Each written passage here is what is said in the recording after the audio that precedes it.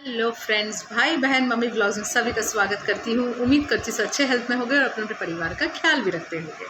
Summer की mummy से मेरे पास एक सवाल।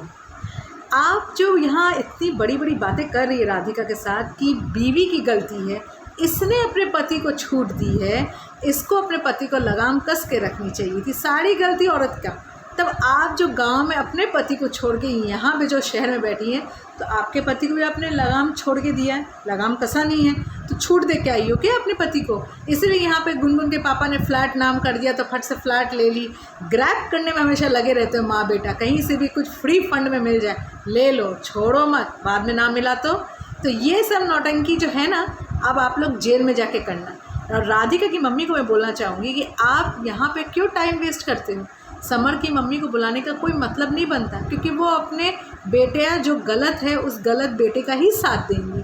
आप उनको बुला के अपना और अपनी बेटी दोनों का टाइम वेस्ट कर रहे हो। आप लोगों ने अपने भाई से बात किया, वकील से बात किया है, अब वो अपनी तरफ से कार्रवाई करेगा, नोटिस भेजेगा, उस नोटिस के हिसाब से ही समझेंगे।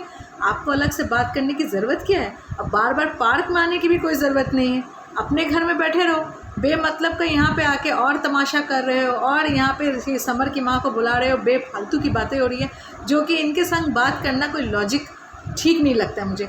लॉजिकली तो ये अपने आप में ही डूबी रहती हैं। इनके लिए जैसे समर के लिए गुनगुन है, वैसे मुझे लगता है इनके लिए अब गुनगुन के पापा हैं इम्पॉर्टेंट।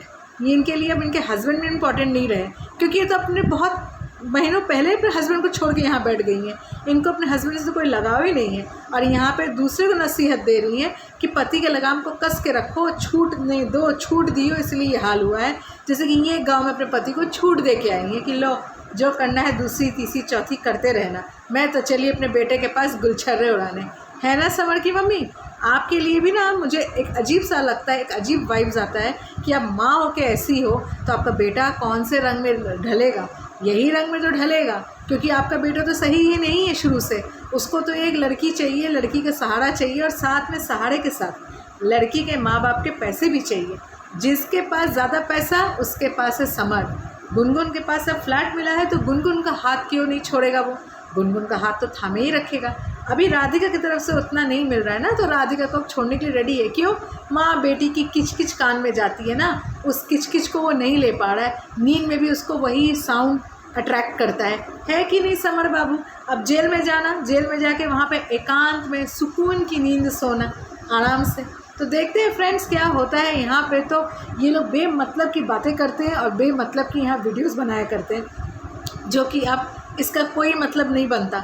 अब केस कर रहे हो तो केस के हिसाब से ही काम करो, बेकार की बातें करना बेकार है।